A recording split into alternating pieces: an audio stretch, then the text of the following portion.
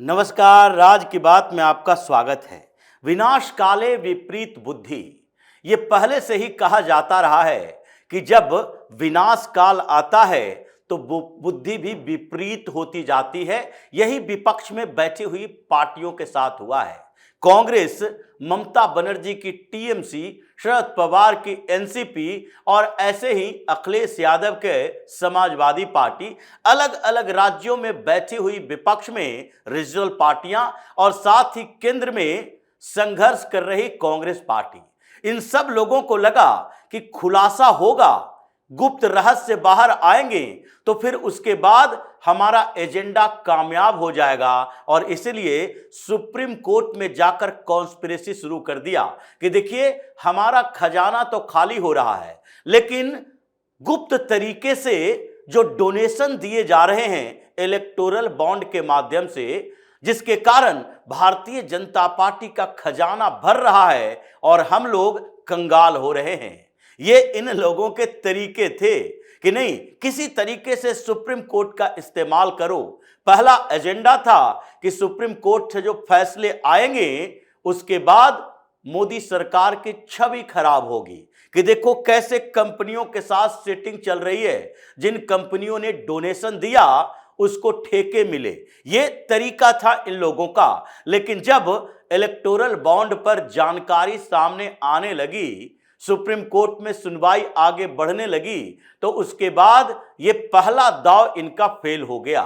जो जानकारी सामने आई उसमें पता चला कि इन्हीं पार्टियों को उन कंपनियों से पैसे मिले हैं जिनको इनके साथ बेहतर संबंध रहा है। ये लॉटरी किंग वाले ने जिस तरीके से डोनेशन दिए थे, सबसे ज्यादा डोनेशन, और वो फर्जी काम करता था जिसके खिलाफ ईडी एक्शन चल रहे थे, उसका डोनेशन कहां सीमित था? केरल में वामपंथी पार्टियों को, कांग्रेस को भी दिया।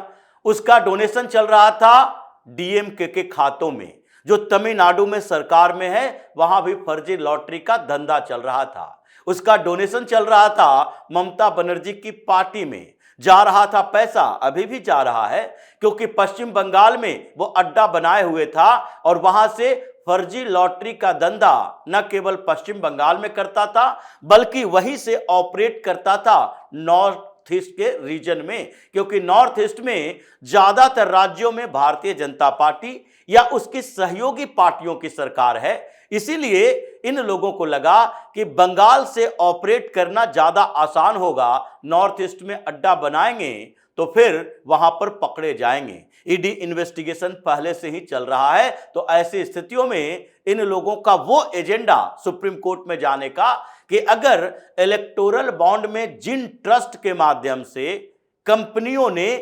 डोनेट किया है, उन कंपनियों का सीधा संबंध जोड़ेंगे भारतीय जनता पार्टी शासित प्रदेशों में ठेकेदारी से, भारतीय जनता पार्टी के केंद्र में ठेकेदारी से कि टेंडर मिल रहा है, उनको अनड्यू प्रॉफिट दिए जा रहे हैं, इसीलिए इन लोगों ने भारतीय जनता पार्टी को पैसे दिए। ना अडानी निकला ना अंबानी निकला। राहुल गांधी का भी एजेंडा फेल कि अडानी अंबानी ने अगर सैकड़ों करोड़ रुपए दिए होते भारतीय जनता पार्टी को, तो फिर ऐसी स्थिति में हम ये कह सकते थे कि नहीं नहीं, देखिए राहुल गांधी जो बार बार कह रहे हैं अडानी अंबानी को मोदी बढ़ा रहे हैं, वो भी एजेंडा चल जाता, वो भी फेल हो गया। मिला कौन? इन्हीं के इर्द गिर्द के लोग। जिस महिंद्रा को राहुल गांधी प्रमोट करते हैं, जिस टाटा को प्रमोट करते हैं, जिस जिंदल समूह के लोग लगातार कांग्रेस में रहे, आजकल भारतीय जनता पार्टी में आए हैं, वो सारे भारतीय जनता पार्टी को भी दे रही थी, कांग्रेस को भी दे रही थी, रीजनल पार्टियों को भी छोटे मोटे चंदे दिए जा रहे थे। लेकिन इस बीच जो फिर से इन लोगों का दूसरा एजेंडा था कि अगर रिवील करेंगे, जानकारी मिल जाएगी कि किस कंपनी ने किसे दिया है, जिसके बारे में भारतीय जनता पार्टी ने, और इलेक्टोरल बॉन्ड लाने के समय जो चर्चा हुई थी उसमें उस समय के फिनांस मिनिस्टर अरुण जेटली, उन्होंने एक बात बोली थी कि अगर पॉलिटिकल पार्टियों उनको जो चंदा मिल रहा है, कोई कंपनी चंदा देती है, तो वो चंदे की रकम और कंपनी के साथ जोड़कर रिवील कर देंगे तो पॉलिटिकल वेंडेटा, राजनीतिक बदले की भावना हो जाएगी। और हो सकता है, संभावना इसकी रहती है, अगर किसी कंपनी ने भारतीय जनता पार्टी को चंदा दिया और उस कंपनी ने कांग्रेस को कम चंदा दिया और कांग्रेस की सरकार तेलंगाना में, कांग्रेस की सरकार कर्नाटक में, हिमाचल प्रदेश में चल रही है, तो उस कंपनी के ठेके में इन लोगों को यह लगेगा कि इसने हमें चंदा नहीं दिया, इसे दरकिनार करो। जो तरीके लगातार चल रहे थे पहले के समय में, इसी में एक ट्रांसपेरेंसी लाने के लिए कि गुप्त दान करेंगे मतदान की तरह, और उसके बाद वो पैसे ऐसे नहीं ट्रांसफर होंगे, ब्लैक मनी का कारोबार भी बंद होगा और उस पैसे का इस्तेमाल किया जाएगा कैसे? अगर आप अकाउंट से ट्रांसफर करते हैं तो अकाउंट में 15 दिन का समय दिया जाएगा, इलेक्टोरल बॉन्ड खरीदते हैं और उसके बाद आप किसी पार्टी का नाम लिखते हैं कि हम इस पार्टी को डोनेट करना चाहते हैं, उस पार्टी के अकाउंट में जाएगा और 15 दिन के अंदर वो चेक क्लियर होगा, पार्टी के अकाउंट में जाएगा, किसी कंपनी के अकाउंट से। इसमें ब्लैक मनी का पैसा नहीं दे सकते। जो आपके अकाउंट में पैसा है वो काउंटेबल है, वो पता है, उसकी अकाउंटेबिलिटी आपके पास है, आपको टैक्स भी देना पड़ेगा। लेकिन जो चंदे दिए जाते हैं पॉलिटिकल फंडिंग के लिए, वो टैक्स के दायरे से बाहर रहते हैं। ये ट्रांसपेरेंसी की बात थी कि ब्लैक मनी जो उपयोग किया जाता है चुनावों में, वो कम से कम बच जाए। 20,000 से ऊपर का चंदा जिसकी बात चल रही थी कि जिसके बारे में जानकारी देना जरूरी नहीं है, पीएम मोदी ने उसे 2,000 कर दिया कि 2,000 से ऊपर जो रहेगा उसकी जानकारी देनी पड़ेगी।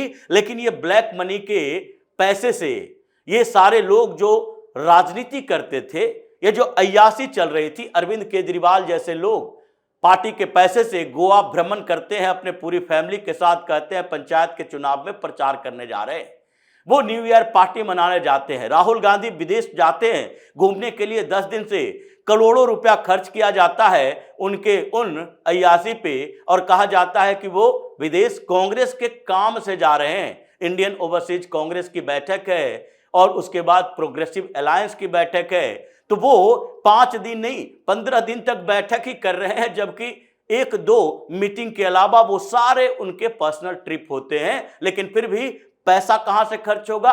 पार्टी से। इसलिए अजय माकन ने पिछले दिनों जो हंगामा किया राज्यसभा में, हमें पैसे नहीं मिल रहे, पैसे नहीं मिल रहे, इसीलिए क्योंकि आगे उनको पता था कि अब रिवील होने वाला है। यानी पार्टियों ने कैग को सीएजी के पास या फिर अपने अकाउंट की जानकारी चुनाव आयोग के पास दे दी है।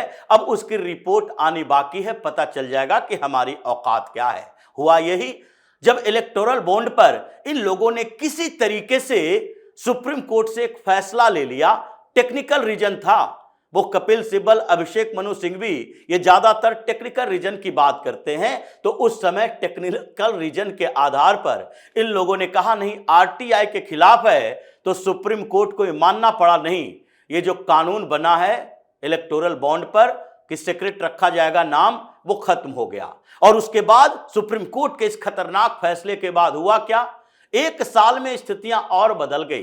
प्रधानमंत्री मोदी, अमित शाह ने कहा कि सुप्रीम कोर्ट का फैसला सही नहीं है, इनको ध्यान देना चाहिए कि चुनाव में पैसे खर्च होते हैं और ये खर्च अगर व्हाइट मनी का होगा, अगर सीधे तौर पर जानकारी होगी, लोगों को भी अच्छा रहेगा और देश की इकोनॉमी भी ठीक ठाक से चलेगी, ब्लैक मनी का कारोबार रुकेगा। ये काले धंधे वाले लोग इसमें पैसे नहीं दे पाएंगे, कैश में जो बोरियों में भर भर कर देते हैं। लेकिन सुप्रीम कोर्ट को कोई फर्क नहीं पड़ा, ये इन लोगों के ट्रैप में ऐसे फंस गया कि नहीं, सब रिवील करना पड़ेगा। रिवील तो हो गया और रिवील हुआ तो इन लोगों की औकात पता चल गया। 8 पार्टियां विपक्ष में बैठी हुई बड़ी बड़ी है, जिनका अकाउंट जब्त हो गया है, पैसे ही नहीं है इनके पास। किसी समाजवादी पार्टी के अकाउंट में पूरे साल में 57 लाख, ये 97 लाख भी अलग अलग जगहों से आए, 57 लाख ट्रस्ट से आए। ये टोटल ये 1 करोड़ से भी नीचे की रकम। करो चुनाव प्रचार, तुम्हारी हैसियत ही यही है, तो फिर डोनेशन देने वाले भी ये जानते हैं कि किसकी कितनी हैसियत है। कोई अगर किसी को डोनेट करता है तो उसको पता है कि सड़क पर बैठे हुए उन भिखारियों को कितना पैसा देना है, और अगर कैंसर पीड़ित के इलाज के लिए कोई मांग रहा है उनको कैसा पैसा कितना देना है, कितनी जिसकी हैसियत जिसकी जैसी मर्जी उसके अनुसार डोनेट करेगा। और यही डोनेशन से ये ममता बनर्जी और कांग्रेस, ये दोनों का 2050 करोड़ रुपया जब्त हो गया। ये टोटल 522 करोड़ रुपए ही मिले कांग्रेस पार्टी को, 522 करोड़ रुपए पूरे साल के दौरान, और 1300 करोड़ रुपए टोटल ओवरऑल अपोजिशन पार्टियों को मिले। सारे जो दूसरी अपोजिशन में बैठी हुई छोटी छोटी राजनीतिक पार्टियां, 1800 करोड़ के आसपास इन सब लोगों को मिलाकर मिला। ममता बनर्जी जो चुनाव में जा रही है, लगने लगा अब इस बार ममता की कुर्सी नहीं बचेगी तो क्यों डोनेट करेगा, क्यों उसको देगा। जिस पार्टी ने पूरी व्यवस्था को खत्म करके रखा है, जहां इंडस्ट्रियलाइजेशन ये उद्योगपति भाग रहे हैं, जहां फैक्ट्रियां लगाना मुश्किल हो गया है, जो जिहाद का अड्डा बना है, वहां पर कोई स्कोप नहीं है, तो फिर उस पार्टी को डोनेट करेगा जो कि अव्यवस्था का कारण बना हुआ है, या उस पार्टी को डोनेट करेगा जो वहां पर आने के बाद इन्वेस्टर्स मीट बुलाएगा, जो स्मूथ तरीके से बिजनेस हब बढ़ाएगा, जो वहां इन्वेस्टमेंट लाएगा, और जिसके कारण उन लोगों के लिए एक और स्टेट ऐसा मिलेगा जहां सुरक्षित होकर बिजनेस कर सकें, फैक्ट्रियां लगा सकें। वो जगह नहीं चाहिए जहां जाने से डर लगता हो, जैसे पहले लालू प्रसाद यादव के समय में बिहार में स्थिति हुई थी। तो इसीलिए ये ममता बनर्जी भी गई और कांग्रेस भी गया। 2050 करोड़ ये पिछली बार की तरह नहीं है। पिछली बार से अब की बात देखिए, भारतीय जनता पार्टी जब लोगों को पता चला, ट्रस्ट को, बॉन्ड को, कंपनियों को, कि नहीं अब हमें अपना नाम बताना है तो बताएंगे। उसमें दिक्कत किस बात की है कि हमें रिवील अपना नाम नहीं करना है, हमने कोई गलत काम नहीं किया जिसके लिए ये लोग इन्वेस्टिगेशन करवाएगा। इसलिए इन लोगों ने और बढ़ चढ़ कर दिया कि हमें बिजनेस करना है भारत के अंदर, और बिजनेस करने के लिए हमें सिंगल विंडो सिस्टम दिया हुआ है। अधिकारियों का कंट्रोल नहीं है, अफसरशाही नहीं है, नहीं ये तरीका बनाया गया कि नहीं आपको फैक्ट्री लगाना है तो 4 लेयर पर आपको घूस देनी पड़ेगी। घूसखोरी कम हुआ है, गुंडागर्दी माफियागिरी कम हुआ है, हमें लेवी नहीं देना पड़ता, रंगदारी टैक्स जिसको कहते नहीं देना पड़ता, लेबर ऑर्गेनाइजेशन के नाम पर एनजीओ और इन लोगों के वो प्रोपेगेंडा कम्युनिस्ट वामपंथी तरीके नहीं होते, जिसके कारण हमें बार बार डर लगा रहता है तालाबंदी का, बार बार डर लगा रहता है हड़ताल का। तो फिर हम उस पार्टी की ही सरकार बनाना चाहते हैं जो कि बेहतर अपॉर्चुनिटी दे, जो जनता का समर्थन ले रहा है, वही कारपोरेट हाउसेस का समर्थन ले रहा है, वही बिजनेसमैन का समर्थन ले रहा है। इसलिए भारतीय जनता पार्टी जो पिछली बार जब इलेक्टोरल बॉन्ड चल रहा था, फैसले आ रहे थे, 3,900 करोड़ रुपए जिसको चंदा मिला था वो 6,080 करोड़ हो गया। मतलब 2,050 करोड़ जो इन लोगों को मिल रहे थे, वो सारे लोगों ने उसी खींच में कि ये कॉन्स्पिरेटर पार्टियों को समर्थन देने से कोई फायदा नहीं है, हमें इससे लस्ट नहीं है, वो सारा भारतीय जनता पार्टी की तरफ आ गया। 8 बड़ी पार्टियां विपक्ष में बैठी है। बीजू जनता दल जो कि पिछले 15 सालों से ये सत्ता में थी, उखाड़ फेंका गया। उसके बाद स्थिति यह है, अकाउंट में 0 हो गया, अपॉर्चुनिटी खत्म हो गई कि आगे तुम्हें इस तरह के चंदे नहीं देंगे। जो स्थिति अभी आई, इसका मतलब है सुप्रीम कोर्ट से इन लोगों ने खतरनाक फैसला लाया। 2,050 करोड़ ममता और कांग्रेस का जब्त हुआ, सीज हो गया, और दूसरे 8 पार्टियों का अकाउंट जब्त हो गया है। इनके खजाने खाली होते जा रहे हैं। छटपटाहट इसी बात के लिए है, इसीलिए फिर से बदनाम करने की कोशिश होगी कि देखो भारतीय जनता पार्टी अकेले डोनेशन ले रही है। ये डोनेशन ले रही है, ये कोई उन लोगों को बार्गेन करके धमकियां देकर नहीं ले रही, ये डोनेशन ले रही है। जिसका दिलों पर राज जनता का है, वही लोग ये मानते हैं, और वही कारपोरेट हाउसेस, कंपनियां, चंदा देने वाले सारे ट्रस्ट, एनजीओ, ये सारे मान कर बैठे हैं कि अभी सत्ता इनके पास होनी चाहिए ताकि हम लोगों के लिए भी एक बेहतर अपॉर्चुनिटी मिले। जैसे ही सत्ता बदलेगी, ये लोग फिर से वही काम करना शुरू कर देगा, जिसके कारण इस देश की अर्थव्यवस्था ढुलमुल रही, ये पिछड़ती रही है, और तभी ये छटपटाहट विपक्ष में है, अभी और हंगामा होना बाकी है। तो इसी तरह की खबरों के साथ फिर से हाजिर होंगे, तब तक के लिए बने रहिए हमारे साथ और देते रहिए हमें सहयोग, ताकि इसी तरह की खबर हम आपके लाते रहें। धन्यवाद।